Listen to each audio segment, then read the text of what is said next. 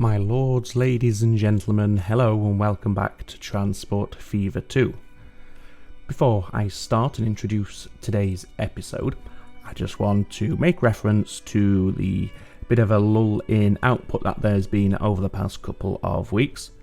Firstly, real life got in the way, which it has a tendency to do, as we know from time to time, which is never good, but there you go, that's the way it goes, and them's the breaks, as they say.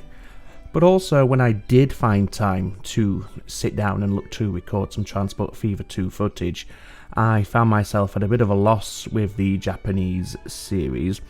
I think I've kind of hit a point with that map where I'm stuck for what to do next, and that's primarily caused by the nature of the map itself. Now, don't get me wrong, it's a beautiful map, it's very well designed, and clearly a lot of work and effort has gone into it, and many props to the map author, of course. However, given the nature of the terrain of the island of Shikoku, or the region of Shikoku that map is focused on, a lot of the remaining towns and industries that I would have liked to have dealt with found themselves in deep valleys or on mountainsides, and putting down the infrastructure was just not feasible. Obviously, we did do a lot of work in the valleys through the various peaks and troughs and the likes, and yes, the remainder, it just felt a little bit too over the top with the terrain, and it would have required extensive terrain modifications in order to put down even a simple small train station, and then obviously the associated infrastructure that goes along with that. So while that series isn't necessarily dead or finished, I am taking a little break from it, and hopefully I'll get that spark back, or that strike of inspiration as to where to take it next. However, in the meantime, while I'm hoping to rediscover that spark, I thought we'd try something a little bit different. This is another custom map that is available on the Steam Workshop. It is the Northeast Corridor 2.0, as we can see there, selected at the top. And if you look at the top right of the screen, we can see the map size is huge, and it's a 1:5 ratio. You start in 1850. I'd prefer to start a little bit later, unfortunately, however, I've got no control over that. So we are going to be stuck with the very underpowered trains and road vehicles for the first few episodes, but that's the way it goes. And you start with a bank balance of 5 million. For the basic settings for this map then, I've gone for up to 4 cargo types per town. The industry closure frequency is set to sometimes, and the industry density target is set to low. For the mods, we can see here, because this is a United States map, I have gone for, well, United States locomotives, wagons, planes, and all the rest of it. So anything that has a US theme is now available on this map. As you can see, there are a few script mods as well, such as the better bad stroke good colours, better contours, better RCI colours, and a few others chucked in as well, different cargo icons as we can see there. Improved icons, more industry levels, more line colours, natural rocks, natural town growth, realistic train braking speeds, and so on and so forth. One thing I'm not including in this series is all the asset mods for detailing work. I always start out with the best intentions to do the detailing in the areas that we are placing our infrastructure, such as making a large, vibrant cargo hub, but I might do 1 or 2 and then I just don't do it anymore. So I feel it would be a waste to include those, and all it's going to do is negatively impact the loading time every time I try and load the save up. So I thought I'll just do without them this time. Who knows, maybe I'll add some in a little bit later on. You can add them in, mid-save without too many issues. So we'll see how we go. And if I do get that urge to start detailing the landscape, then obviously I'll look into that. For the more advanced options, here we go. It's a temperate climate with American vehicles and town names, temperate environment, and I'm going to stick to medium difficulty for this series. For our difficulty customization sliders, I've bumped up the maximum loan to 150%. That way we should be able to get some quite extensive train lines down fairly early on. What I'm also going to do to compensate for that is I'm going to double the amount of interest you pay on the loan to 200%. So that will offset that a little, so it's not full on easy mode. Down for the town growth factors, I've left public transport and cargo supply to their default 100%, but I have dropped the private transport influence down to just 50%. So the amount of private transport that is provided is going to have half as much impact on the town growth. For the town stagnation or town dwindling, you can see here I've set overcrowded stations, traffic congestion and emission all to 150%. And in fact I'm going to chance it here. I'm going to go for 175 for the congestion and the emission levels. So we are going to have to keep an eye on these as we progress, because these are going to have a much stronger impact on the amount of residents that we have in our towns, and that's going to be a negative impact. So the overcrowded stations is going to be 50% more damaging, traffic congestion and emission levels are going to be 75% more impactful. So definitely going to have to keep an eye on them. So while we are set to overall medium, I do think this is going to make the game just that little bit harder. Well, it's going to be harder in terms of growing your towns anyway. But yeah, we'll see how we get on. And here's the mods. As we can see, we had a quick look at them on the previous screen. If I get the time, I will compile these into a mod list that's available on the Steam Workshop. And if I get the time, that'll be the next couple of weeks. I shall let you know as and when it is available, and if it does become available, I will of course link it in the video description for all subsequent videos and any that may have been uploaded prior to the mod list becoming available. So with all that said and done, let's go ahead and start this series. I've had a quick look at this map in terms of testing, so I've got a rough idea as to what is what and what we can expect. The terrain is a lot more conducive on this map than it was in the Gorges of Shikoku. You don't have the vast and high mountain ranges and ridges which caused us a fair bit of trouble in that series. So this should be a lot more plain sailing, and it shouldn't be quite so complicated when we come to deciding where we want to put our infrastructure as we expand ever outwards. So here's the map just loading in now. So as we can see, we are in the northeast corridor of the United States. We have Rhode Island represented here with Providence. I also believe Kingston is in Rhode Island, but I'm not 100% sure.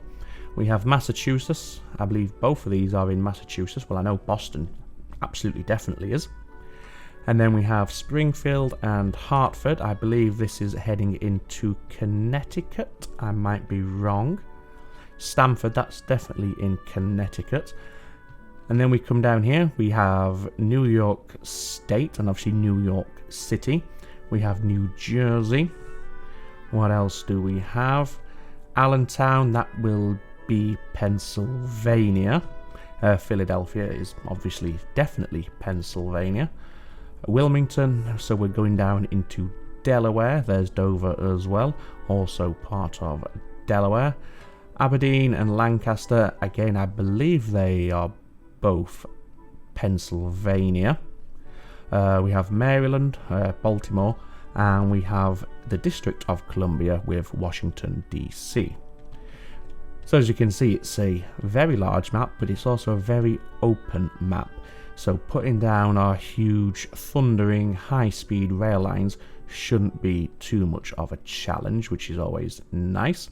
We do have some small hills and mountains over here on the northern side of the map, but I think we can avoid them for the most part. Going into Allentown, we might have to do some creativity with our track laying, but we'll cross that bridge, pun intended hopefully, as we get to it.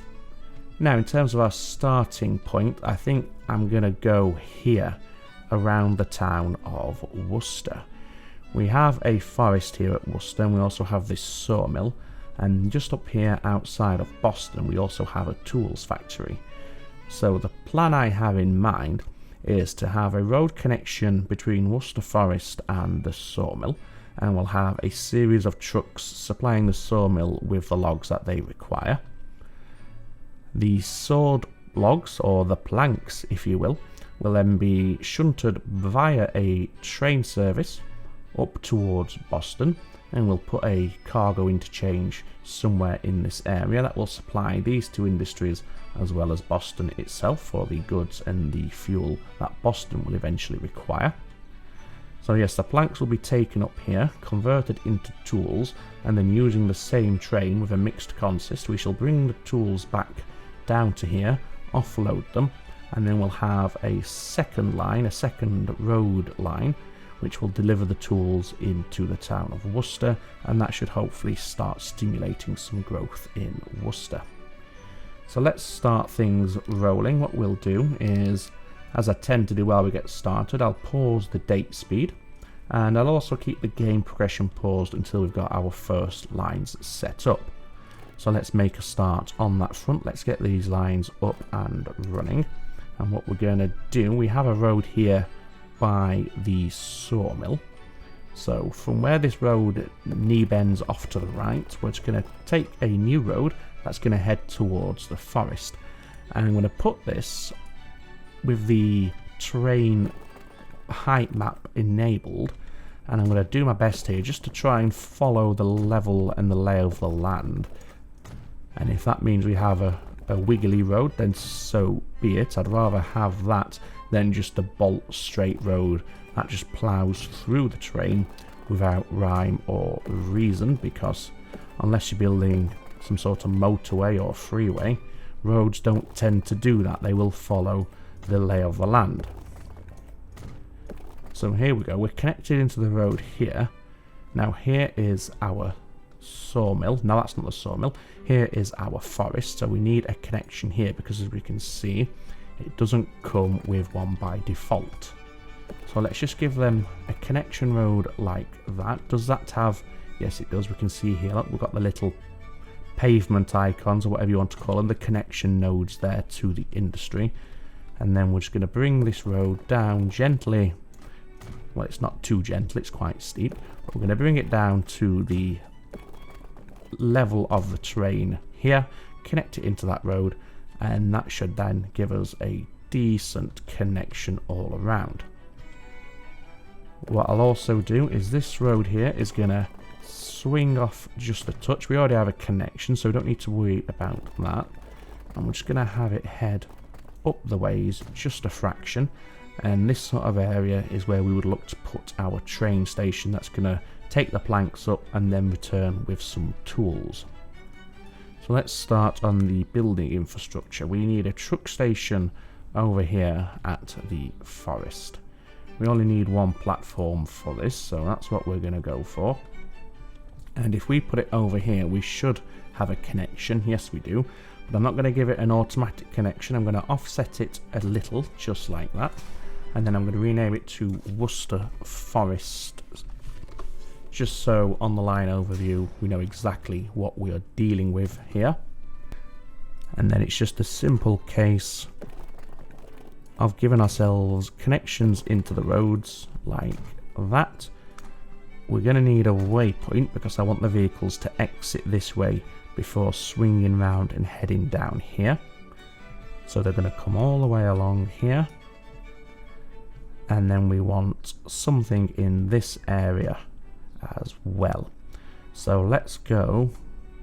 In fact, we'll need two platforms here because eventually the tools that are produced are going to be dropped off here as well and then picked up for the onward delivery into the town of Worcester.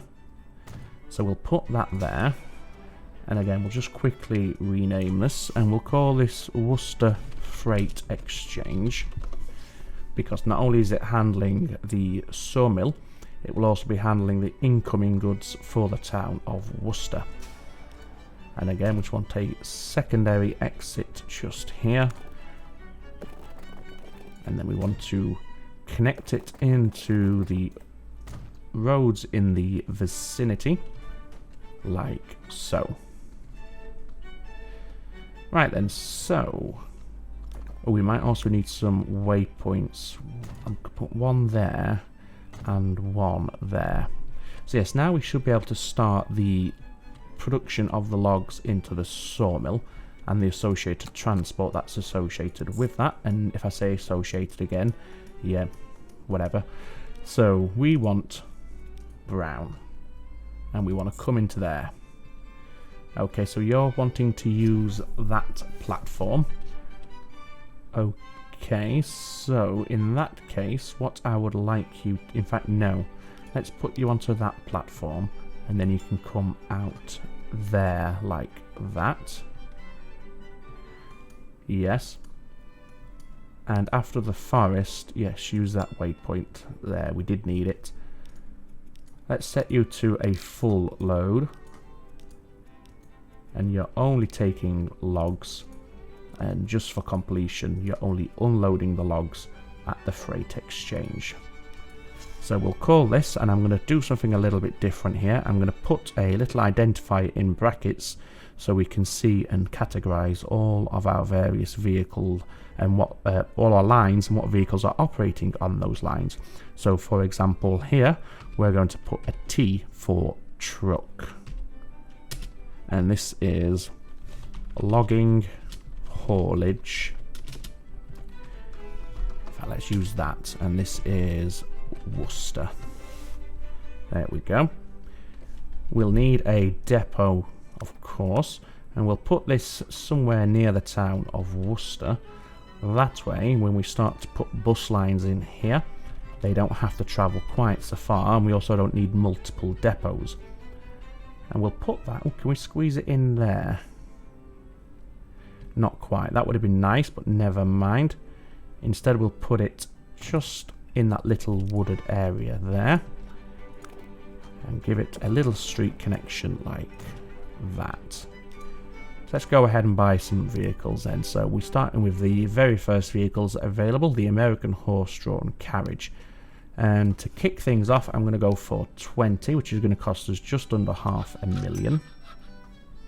Don't need to click on the sawmill. We will give them a paint job and then assign them to that line. So they can start now. That'll start making us money while we handle the rest of our infrastructure. And in fact, because these are so slow, what we're going to do is we're going to bump them up to 4 times speed as well. So we've got a new industry, Boston Forest and New Haven ore mine.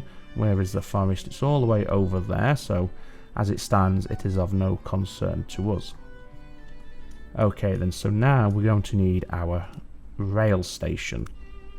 So we want a cargo station, and we will have a pass-through, and we'll keep it short for now just to save a little bit of cash. And we'll have it just there. And as we can see, it does have a connection to all the various bits of infrastructure in this area, the sawmill and the truck station that we put down, so that's absolutely fine. And again, we'll call this the same as we did the truck station, which was Worcester Freight Exchange, and that will tend to indicate that they're part of the same development. We're going to need a station up here by Boston. Now for this one, we will go for a terminus station because there's nowhere for it to go off to the east. So let's click the right icon, of course. Passenger, nope. Cargo terminus station. And again, we'll keep it at the default length of 160 meters. And we'll pop that just there. We will need to provide these two industries with a street connection because they don't come with one as default. So there we go. And then bring that into there.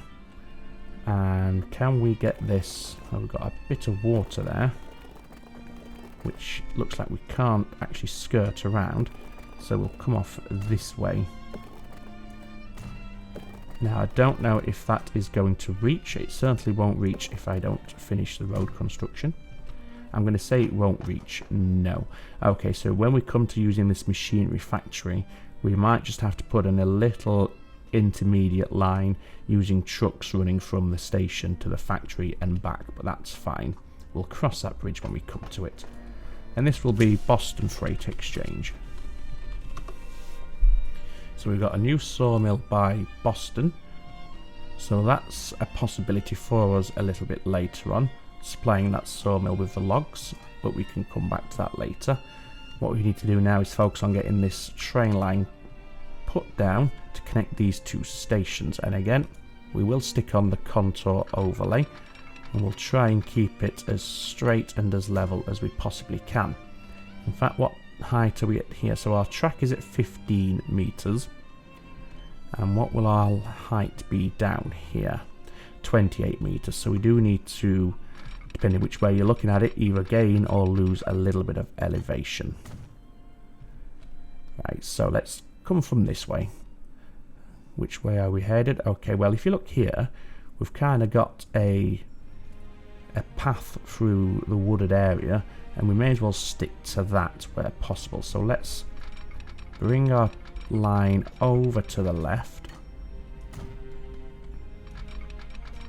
Want to keep the speed where we possibly can, like so, and then we want to bring it down into this wooded, or this clearing through the wooded area, I should say, like this. Have to remove a few trees there, which is unfortunate, but so be it. And then we're just going to have the line follow through here as best we can, all the while trying to keep that speed at the maximum, 75. Where are we headed? Okay, we're heading in roughly the right direction, which is always a good start. And let's see now, how would that do if we do a straight connection? Well, I say straight, I mean point-to-point connection. Yep, it keeps 75 miles per hour. So there we go, that's that setup. We do, of course, also require some sort of train depot as well. So let's get one of those. And this we shall put, where shall we put this? Maybe put it here,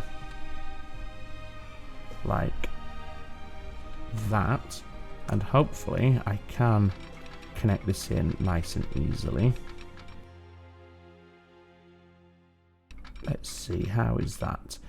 Of course the curvature is quite slow, but that's not a problem because it's only used to get the trains onto the lines. As long as the lines themselves are keeping speed, that's the main thing. And we'll also have one come out like that. Just check that the connection doesn't look too ridiculous. No, that looks fine. Okay, there we go. That will do. So now the train can go either direction. So now we can actually set up this line. So we're going from Worcester Freight Exchange to Boston Freight Exchange. At Worcester, we want full load any, because we are going to have a mixed train. And here you are loading planks, and eventually you will be unloading the tools. At Boston Freight Exchange, again, we'll go full load any. And here you are loading the tools, and then you're going to be unloading the planks. Set the wait time to maximum, and we'll colour this that colour. Now it is a 1-for-1 conversion here, so they can wait for a full load, so that's all good. And now we can purchase our first train. So buy vehicles, just remove that. So we have 2 locomotives available to start with, the Baldwin 6-wheeler and the American 440. Okay, so I'm going to go for the American. It has the highest speed and power, although it does sacrifice a little bit of the tractive effort. And we'll just use that variety. So for our cargo then, we want a mixed consist, so we'll start with just the one boxcar. And we'll colour that boxcar the same colour as the tools, or near as we can. And then we want the flat car for the planks. And again, Let's just colour that roughly a plank colour. And we want 1, 2, 3, 4, 5. How's that? Ooh, it might struggle a bit, but how's that? Okay, it's going to struggle a bit anyway, so we'll go for 5 and then 1 load of tools coming back. 1.5 million. We'll only get the 1 to start with. Put it onto line 1, which we are going to rename. And this will be R for railroad, or RC for rail cargo. Yeah, RC for rail cargo, and then RP for rail passengers. And this is tools production. And this is Worcester, Boston. There we go. So the train is deciding to head that way, which is unfortunate. I'd rather it come down here and get the planks first, but so be it. If that's what it wants to do, then that's what it's doing. The last thing we'll do then is put down a unload point in Worcester, and we'll put that there. And then we want to connect these streets in Worcester. So we'll have it come down before switching to the country road. And I'm going to have it come around this way and link in there. So the idea is they'll come, pick up and head this way on to the drop-off point. So we have the waypoint there to make sure they do come this way. We might need one more, and we'll put one just there. So let's set up this line then. So we're coming here. We want that colour. Full load. And you are loading tools, maximum wait time as per, and then you're going out this way, unloading the tools here, and then back in like that. So the lines cross over here, well, that's to be expected, not much we can do about that, and also here, but again, that's fine. So this will be T for trucks, and this is tools delivery.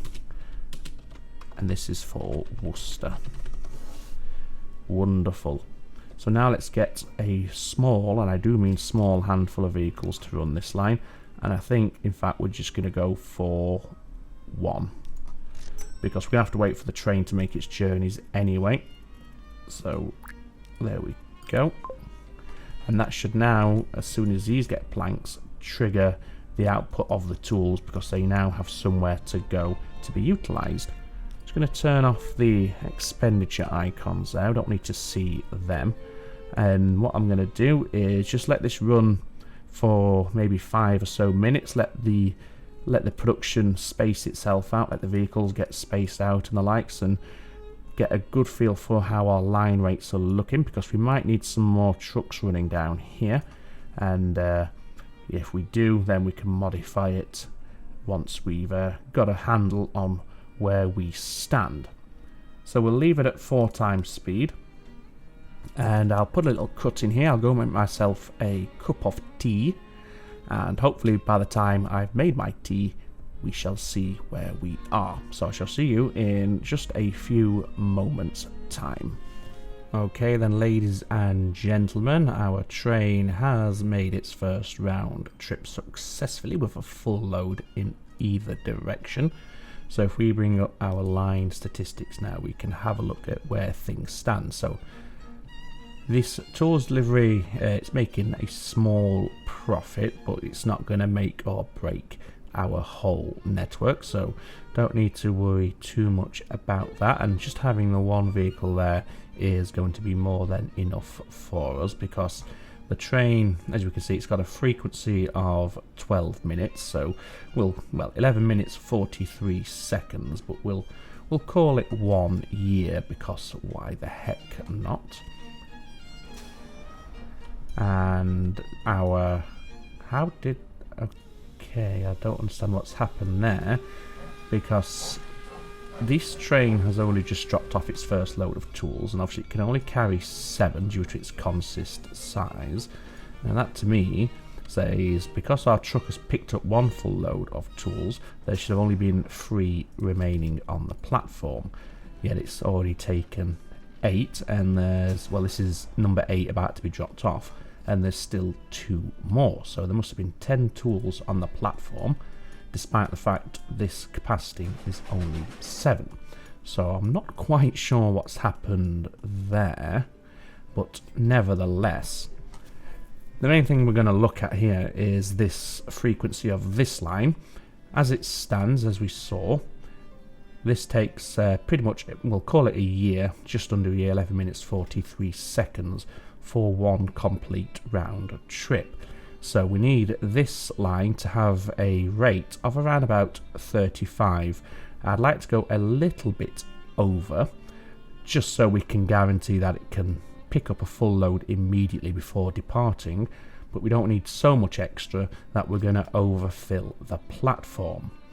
So what we're going to do, we're just going to sell a few of these empty ones that have already delivered some logs, just to see if we can get this rate down just a fraction to, I'm going to say around about 40, maybe just over 40. So let's get rid of 3 and let's see what effect that will have. Now this is only, I believe at the moment, an estimate until all the trucks have made another delivery. But even so, I do think we can afford to lose still more of these trucks, so we'll get rid of 2 more. That takes us down to 60. Let's say 2 more. Wait till this one's dropped off. Yes, now it has dropped off, so we'll sell that one as well. 52. So we'll keep it at that for now, and we shall see how things go. Essentially, what we're trying to do is give this an annual rate that matches this consist. So the consist is 35, so that's why I'm going for around about 40. Otherwise, if we don't do that, we're going to have too many planks on here that are going to start getting wasted, and we don't really want that. Well, let's try and make this, our network this time, as efficient as we possibly can. Let's just get rid of 1 more actually. 48. I think I'm okay with that. So that's gonna, it will overfill the platform eventually, but it's not going to happen nearly as quickly as it would have done with an annual rate of 80. So our tools delivery is now on its way for another load. We're only getting a supply of 10 out of 34 per year, so that's giving us 30% impact on our growth. But that's fine, we're still early doors yet. Eventually, of course, we'll probably want to go ahead and duplicate or put some passing loops along here and have 2 trains running on this line. When we do that, of course, we're then going to want to make sure we have a rate on our logging trucks around about 75 or even 80 back to what we had. So maybe the better option would have been just to duplicate the train now and add the passing loops in, but we can't afford to duplicate the train. We have 1.3 million. However, it is on its way back. I don't think it's going to give us enough to double up straight away, but that's okay. We'll do what we can. We'll see where we are. But what we will do is, in preparation for having a second train running along this route, we will put in a passing loop here and now. So what we'll do is we'll have our passing loop run from here to around about here. That's pretty much the midway point. And we'll have it as fast as we can, so 75 miles per hour, of course, to about here. And then we want to bring it in to the main line once again, like so. Let's get ourselves some signals. So we want a stopping signal, we'll put it there. And of course we're going to need one on this end as well, like that. So now we can duplicate the train when we have the funds, which we don't have right now. However, when it drops off these planks, I believe we will have enough. At that point, we are going to have to just buy back all of those vehicles I just sold. I should have thought about that before I started selling vehicles left, right and centre, but there you go. As it stands right now, we have a pretty decent throughput to match up with our train as things stand, but as we saw, that's going to change when we do double up. We're going to basically have to double up the amount of vehicles we just have here. Well, maybe not double them up, but how many did we sell? About 7. probably have to purchase another 7 vehicles back, because we had a line rate of 80, which is pretty much spot on for what we want when we're running 2 trains down here. So we'll let the train arrive at Boston Freight Exchange. We'll see if we then have the money in the bank to duplicate, and if we do, we'll duplicate it straight away. So here she comes now. Let's see if we're going to have enough to do this. Ooh, 1.5. I think it did cost about 1.5 million, so maybe we will. Let's see. Just 28,000 left in the bank. Okay. So what we want to do is make sure this train goes to the sawmill first of all. So we're just going to put we can't afford the signal. I was going to put a temporary signal here, but what we can do is just delete a small stretch of this, and then it's only got one way to go. Okay, it's going to complain, but we can sort that out by reversing it and sending it back out once again. So as we get some money, what we need to do is increase the amount of trucks we have here, so that the train isn't waiting too long on this platform. And I think, like I said, we sold about 7, so if we can aim to get another 7, and in fact what I will do is I'll just borrow 500,000 to get that done straight away. In fact, we had 20, I bought 20 initially, so let's see how many we have now. Managed vehicles, we have 12, so I sold 8. So let's buy another 8. 4, 5, 6, 7 and 8. That'll take us back to 20. There we go. And that should keep everything pretty nicely balanced. Because we're going to have 2 trains coming down delivering the tools, the 1 vehicle we have to deliver the tools into Worcester, we might need to increase that to 2, so we'll keep an eye on that. The train is leaving with a full load. Our train with its tools is waiting at the passing loop for clearance. Now these should space themselves out eventually, hopefully. We might need to amend the length or the positioning on this passing loop to ensure that they don't have to wait for each other as much as they are having to here and now. But yeah, we'll keep an eye on that and we'll make adjustments where that might be necessary. So yes, adding those 8 vehicles back on, that has taken us up to an approximate rate of 80. We have 87 here, but of course that's a mixture of both tools and planks, so we don't really want to read too much into that. What we want to make sure is that this is about half of what it was, which it is. So we've doubled this and we've halved this, so they should now correlate roughly as nicely as we'd like. But of course the proof is going to be letting the lines resettle and seeing how they actually perform with these modifications. As I said, I was foolish in selling the trucks in the first place, but there's a lesson learned. So what we'll do then is we'll let these lines bed themselves in. We'll take a look at how things stand in terms of the frequencies and the rates matching up with one another to be as efficient as possible. And once we have done that, I think that's where we'll end it for today. Thinking ahead to where we want to head next, or what we want to do next, we could have a little road line here just to supplement the income. And we could perhaps also consider bringing the planks in to here. Well, I suppose it would go here initially, and that actually might oversaturate the tools factory. So if we did do this, we'd just have the logs being delivered to the sawmill and then leave it at that. Although look in here, we do have a tools factory by Providence as well, so we could have a little triangle here. The tools then eventually will take them to Kingston, but we don't need to worry about that just now. For now, we can just worry about getting a nice profitable triangle set up using some road vehicles here and here. So yes, I'll give this another 5 or so minutes. I'll enjoy my cup of tea, and if things are looking good, if no more changes desperately need to be made in this episode, as I said, we'll end it for today. We'll take a ride on one of the trains, and then we'll start episode 2 and decide what we definitely want to do next. So once again, I shall see you in just a few moments' time.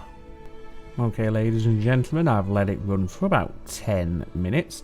While I was doing that, this passing loop wasn't quite where it needed to be, so it has been extended a little bit closer towards the Worcester Freight Exchange, and as we can see now, the trains do pass one another without having to stop. So hopefully that won't be an issue any further, and we can have maximum efficiency on our trains passing as much as we can. The road vehicles seem to be doing okay. Now, strangely though, we are oversaturating the tools production, the train station here with the planks. That could be because our trains are having to wait for one another, so they weren't quite getting here as quickly as perhaps they could. So we'll have to keep an eye on that. I've added one extra delivery vehicle onto the tools delivery line as well. We can see here we now have two.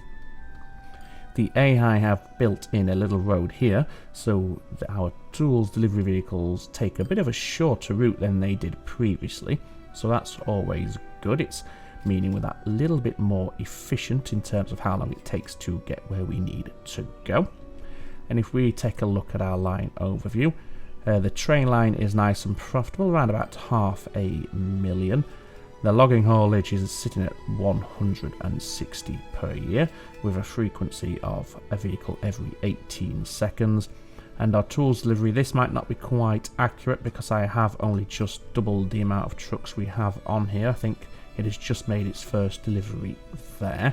So that might take a little while to get a true representation as to the rate of tools we're delivering.